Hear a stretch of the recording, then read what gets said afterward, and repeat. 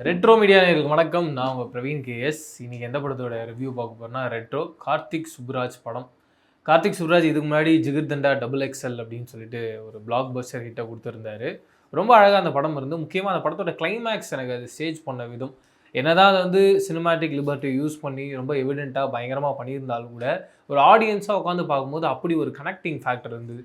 அங்கே நம்மளுடைய லாரன்ஸ் அவர்களை வந்து சுட்டு சாகடிக்கும் போது நம்மள ஒருத்தன் இறந்துட்டான், இல்லை நமக்கே அப்படி ஒரு சமூகம் நடந்துருச்சோ அப்படின்ற அந்த பெயினை கார்த்திக் சுப்புராஜ் ரொம்ப அழகாக கடத்தியிருந்தார்.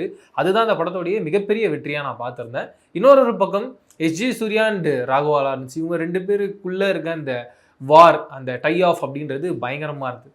ஆனால் இந்த படத்தில் இந்த ரெண்டு ஃபேக்டர்ஸுமே பெரிய அளவில் மிஸ் ஆச்சு. அதுதான் இந்த படத்தோடைய பெரிய மைனஸ் பாயிண்ட்டாக நான் பார்க்குறேன். ஏன்னா இந்த படத்துலையும் அப்படி ஒரு கண்டென்ட் இருக்குது. ஒரு ஒடுக்கப்பட்ட ஒரு மக்கள் தொடர்ந்து நசுக்கப்பட்டுக்கிட்டே இருக்காங்க. அவங்களுடைய வலியும் வேதனைகளும் இருந்து எப்படியாவது அவங்க சிரிச்சிட மாட்டாங்களா அப்படின்ற ஒரு எதிர்பார்ப்போடு இருக்க ஒரு கூட்டம். அந்த கூட்டத்துடைய முகத்தில் சூர்யா அவர்கள் சிரிப்பு வர வைக்கிறார் அப்படின்ற அந்த ட்ராவலில் தான் போகுது. டுவர்ட்ஸ் த எண்டில் அவங்க சிரிக்கும் போது நமக்கு சந்தோஷமாக இருக்குது. இருந்தாலும் ஜிகிர்தண்டா டபுள் எக்ஸ்எல்ல ஒரு ஹை இருந்துச்சு. அந்த மக்கள்லாம் வந்து ஏதோ ஒன்று சாதிக்க போகிறாங்க, அவங்க அந்த போராட்டத்துக்கு ரெடியாக இருக்கும்போது அதுக்கப்புறம் அவங்கள சுட்டு சாகடிக்கும் போது அப்படி ஒரு வலி இருக்குது. இதில் அப்படி ஒரு வலியும் வேதனையும் பெரிய அளவில் ஒர்க் அவுட் ஆகலை. அதுதான் இந்த படத்தோடைய மிகப்பெரிய ஒரு மைனஸ் பாயிண்ட்டாக பார்க்குறேன். அண்ட் நிறைய கண்டென்ட் இருக்குது இந்த படத்துக்குள்ளே. ஏகப்பட்ட விஷயத்தில் கார்த்திக் சுப்புராஜ் ரொம்ப டீட்டெயில்டாக ஒர்க் பண்ணியிருந்தார். எக்ஸாம்பிள், ஜோஜு ஜார்ஜ் அவருக்கு வந்து ஒரு கை போயிடும், அதில் வந்து ஒரு மெட்டல் மாதிரியான ஒரு கையை ரெடி பண்ணியிருப்பாங்க. அந்த போர்ஷனில் ஒரு ஒர்க் பண்ண விதமாக இருக்கட்டும். அப்படியே நாசர் அவர்கள் வந்தீங்கன்னா ஒரு ராஜா, அந்த ராஜானா எப்படி இருப்பாங்க, அண்ட் அந்த ஒரு ஸ்டேஜிங் பண்ணி ஒரு கிளாடியேட்டர் மாதிரியான ஒரு செட்டப்பில் அந்த ஃபைட் சீக்வன்ஸை நடத்துனது. இங்கே ஜோஜோ ஜார்ஜோடைய கேரக்டரை ஒரு எப்படி டிசைன் பண்ணியிருந்தாருன்னா ஒரு தானோஸோட கேரக்டர் மாதிரி அதுக்காகவே அந்த ஹார்ம்ஸ் எல்லாம் கொடுத்து அந்த ஒரு ஸ்டேஜிங்கை ரொம்ப பர்ஃபெக்டாக எடுத்துகிட்டு வந்தார். இன்னொரு மிக முக்கியமான பாயிண்ட் என்னன்னு பார்த்தீங்கன்னா, தெலுங்கு படங்களுடைய பெரிய ப்ளஸ் பாயிண்டாக நான் பார்க்குறது, அவங்க வந்து இந்த மகாபாரதம் ராமாயணம் போன்ற அந்த புராதன கதைகள்லேருந்து ஒரு லைன் எடுத்து அவங்களுடைய ப்ரெசன்ட் கதையோட கனெக்ட் பண்ணி டுவர்ட்ஸ் எண்டில் அதை புரிய வைப்பாங்க. அப்படி ஒரு லைனையும் இந்த படத்தில் ரொம்ப அழகாக ஒரு கரெக்டான ஒரு ட்ராவலில் கொண்டு போயிருந்தேன். ஆனால் ட்ராவலாக எல்லாமே கரெக்டாக இருக்குது. எப்பயுமே ஒரு படத்தோட வெற்றியை நான் என்ன பார்க்குறேன்னா, அந்த கதை நம்மளை கனெக்ட் பண்ணிடணும், அந்த படத்தில் ஒரு சீன் நம்மளை கனெக்ட் பண்ணிடணும், இல்லை அதில் வர சம்பவம் ஏதாவது நம்மளுக்கு பண்ணணுன்றது தோணும். எக்ஸாம்பிள், இந்த படத்தில் ஒரே ஒரு ஆட்டிடியூட் எனக்கு ரொம்ப பிடிச்சிருந்தது. அது சூர்யாவுடைய பஞ்ச். குத்தி ஒரு ரொட்டேட் பண்ணி ஒரு குத்து குத்துறாரு, அது ரொம்ப அழகாக இருக்குது. அதையுமே கூட பெரிய அளவில் எந்த இடத்துலையும் பஞ்ச் பண்ணி காட்டாமல் மிஸ் பண்ணிட்டாங்களோ அப்படின்ற ஒரு ஃபீல் எனக்கு இருந்தது. அது என்ன காரணத்துக்காக அப்படி பண்ணாங்கன்றது தெரியல. பூஜா ஹெக்டே அவங்க ரொம்ப ரெகுலராக மேக்கப்பே இல்லைனாவே அவங்க அழகாக இருந்திருப்பாங்க. அவங்களுக்கு ஒரு டல் மேக்கப் என்ன காரணத்துக்காக கொடுத்தாங்க அப்படின்றது தெரியல. அண்டு ஸ்டார்டிங்கில் ஒரு 20 நிமிஷம் ரொம்ப பவர் பேக்டான ஒரு சீன் இருந்துச்சு, ஒரு சிங்கிள் ஷார்ட் சீன். அந்த சீனை அவங்க ஸ்டேஜ் பண்ண விதம், மிக முக்கியமாக படத்தோட ஃபர்ஸ்ட் ஆஃப், கண்டிப்பாக ஃபேன்ஸாக நீங்கள் வந்து ஒரு தேட்டரில் போய் பார்க்குறீங்கன்னா படத்தோட ஃபர்ஸ்ட் ஆஃப் உங்களை அப்படி எங்கேஜ் பண்ணும். நிறைய தேட்டர் மூமெண்ட்ஸ் இருக்குது, பயங்கரமாக உங்களை கனெக்டிங் ஃபேக்டரோட அந்த ட்ராவலில் கொண்டு போகும். படத்தோட செகண்ட் ஹாஃப்குள்ளே முழுக்க கண்டென்ட்குள்ளே ட்ராவல் பண்ணும்போது அப்படி ஒரு எலவேஷன் இருக்குல்ல. முக்கியமாக வந்து ஒரு ஹீரோயினுக்காக தான் இவ்வளோ விஷயமும் பண்ணுறாரு. ஒரு கட்டத்துக்கு மேலே ஹீரோயினே எனக்கு வேணான்னு ஒரு முடிவு எடுக்கிறாருல்ல, அது ரொம்ப நியாயமான ஒரு பாயிண்ட்டாக ஒரு ஆடியன்ஸாக எனக்கு படம் உட்காந்து பார்க்கும்போது இல்லை. அதுதான் இந்த படத்தோடைய மிக முக்கியமான ஒரு பெரிய மைனஸ் பாயிண்ட்டாக நான் இன்னொரு பக்கம் பார்க்குறேன். ஏன்னா தொடர்ந்து சூர்யா அவருடைய கேரக்டர் ரொம்ப கஷ்டப்பட்டு அவர் இப்படியே நல்லவனாக மாறிடணும், இல்லை நல்லவனாக ப்ரொஜெக்ட் பண்ணி ஹீரோயினுக்கு ப்ரூவ் பண்ணிடணும்னு நினச்சிக்கிட்டே இருக்காரு. ஆனால் ஹீரோயின் கண்ணு முன்னாடியே ஒரு பிரேக் ஆகுறாரு அப்படின்ற அந்த ஒரு ஃபேக்டர் அப்படின்றது இன்னும் கரெக்டான ஒரு ரீசன் இருந்திருக்கலாம், இன்னும் சரியான ஒரு பாயிண்ட் இருந்திருக்கலாம் அப்படின்ற ஒரு எண்ணம் ஒரு ஆடியன்ஸாக எனக்கு படம் பார்க்கும்போது இருந்தது. ஓவராலாக எனக்கு இந்த படம் என்ன மாதிரியான அனுபவம் தந்ததுன்னா, நம்ம ரொம்ப எக்ஸைட்டடாக ஒரு விஷயம், எக்ஸாம்பிள் நம்மளே இன்றைக்கி ஒரு நாள் சமையல் பண்ணோம், இந்த மேகியில் வந்து நிறைய வெஜிடபிள்ஸ்லாம் போட்டு இந்த மாதிரி மேகி நம்ம லைஃப்பில் சாப்பிடவே முடியாதா அப்படின்ற ரேஞ்சில் நம்ம வாயில் எடுத்து வைப்போம். ஆனால் அந்த மேகி அப்படி இருக்காது. ஓகே, நம்ம செஞ்சது நமக்கு பிடிச்சிருக்கு, நல்லா தான் இருக்குது அப்படின்ற ரேஞ்சில் அதை சாப்பிட்டு முடிச்சிடும். ரொம்ப வேர்ஸ்ட் அப்படின்ற ஒரு ரேஞ்சில் இருக்காது. அப்படி ஒரு ரேஞ்சில் தான் ரெட்ரோ அமைஞ்சிருச்சோ அப்படின்றது தோணுச்சு. அதுக்கான ரீசன் என்னன்னா, ஆடியன்ஸாக இந்த படத்தோடைய ட்ரெய்லர் வரும்போதும் சரி, ஏன்னா இந்த படத்தும் ஆல்பமாக எனக்கு ஹிட் ஆச்சுன்ற ஒரு ஃபீல் இருந்துச்சு. கார்த்திக் சுப்புராஜ் எந்த பாட்டு போட்டாலும் ரொம்ப அழகாக இருந்தது. எக்ஸப்ட் அந்த ஸ்ரேயா சாங் மட்டும் பெரிய அளவில் ஆடியன்ஸாக எனக்கு படம் பார்க்கும்போதும் பெரிய அளவில் க்ரேஸாக இல்லை, ஓகேவாக இருந்தது. அதை தவிர மற்ற எல்லா சாங்ஸுமே இந்த படத்தில் ரொம்ப அழகாக ஒர்க் அவுட் ஆகிருந்தது.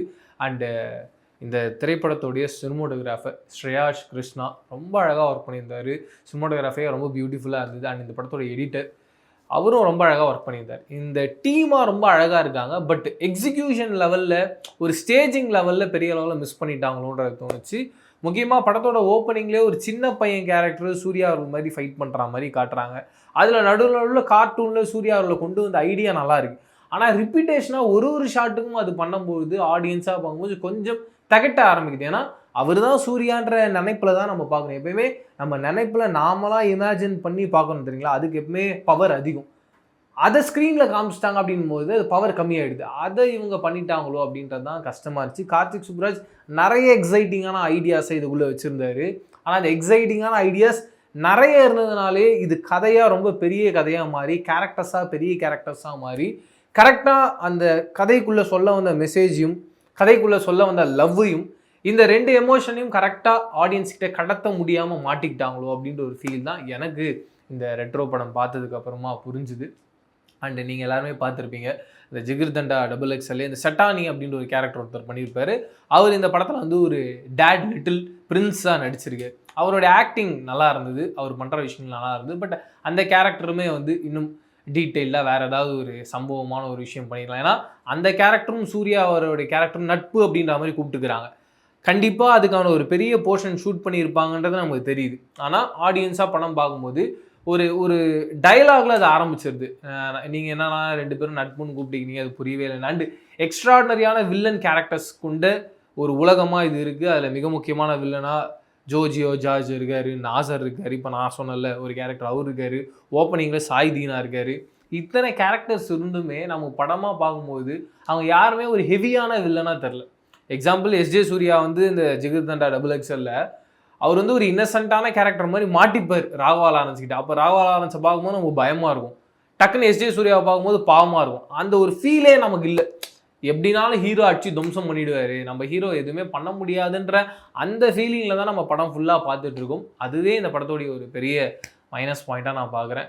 ஓவராலாக சூர்யா அண்டு பூஜா ஹெக்டே அவங்களுடைய ரொமான்ஸ் போர்ஷன் ரொம்ப அழகாக இருந்தது. அண்டு அங்காங்கே ரொம்ப சரியான ரொம்ப அழகான ரெட்ரோ பாடல்களை யூஸ் பண்ணியிருந்தாங்க, அது நல்லா இருந்தது. அண்டு இந்த கதையே ரெட்ரோ அப்படின்ற போது இது வந்து ஒரு கிட்டத்தட்ட ஒரு 1996 ஆரம்பித்து இந்த 2003 அந்த ரேஞ்ச் வரைக்கும் வராங்கன்னு வச்சுக்கோங்களேன். இப்போ அந்த காலகட்டம் இருக்குது தெரியுங்களா, அந்த காலகட்டத்தை நீங்கள் அதை கண் முன்னாடி நிறுத்தணும். ஆனால் நீங்கள் அந்த படம் பார்க்கும்பொழுது ஒரு சில இடங்களில் நமக்கு ஞாபகப்படுத்துது, ஆமாம் இது அந்த காலத்தில் நடக்கிற கதை. ஆனால் நீங்கள் படமாக பார்க்க ஆரம்பிச்சிங்கன்னா அதுக்கப்புறமா வந்து நமக்கு அந்த ஃபீலே இருக்க மாட்டேங்குது. இது அந்த காலத்தில் நடக்கிற கதையா, இப்போ நடக்கிற மாதிரி தானே இருக்குது அப்படின்ற அந்த ஃபீல் தான் இருக்குது. அது எல்லா ஏரியாலையும் வெறும் போட்டிருக்க காஸ்டியூமில் மட்டும் அது காட்டாமல் பின்னாடி பேக்ரவுண்டில் சிஜியில் என்னென்னலாம் எரேஸ் பண்ணி என்னென்னலாம் கொண்டு வரணும், இவ்வளோ ஒர்க் இருக்குது. அவ்வளோ டைம் இந்த படத்துக்கு இல்லைன்றது எனக்கு புரியுது. பட் அவ்வளோ டைம் இருந்து அந்த ரெட்ரோ அப்படின்ற அந்த ஒரு ஸ்டேஜிங்கை வச்சு நீங்கள் படம் பண்ணியிருந்தீங்கன்னா இன்னும் பர்ஃபெக்டாக இருந்திருக்குன்றது தான் என்னோட பார்வையாக இருக்குது. இதுதான் நீங்கள் ரெட்ரோ படம் பார்த்துருந்தீங்க, உங்களுக்கு இந்த திரைப்படம் பிரியாணியாக இருந்ததா இல்லை உப்மாவாக இருந்ததான்றதை கமெண்ட் செக்ஷனில் ஷேர் பண்ணிக்கோங்க. இதே மாதிரி சூப்பரான அடுத்த ரிவ்யூவில் சந்திக்கிறேன். அது ரிலேட்டடாக வச்சுங்க பிரவீன் கேஎஸ். மறக்காமல் ரெட்ரோ மீடியா சேனலை சப்ஸ்கிரைப் அண்ட் பெல் ஐக்கானை ப்ரெஸ் பண்ணுறேங்க. வணக்கம்.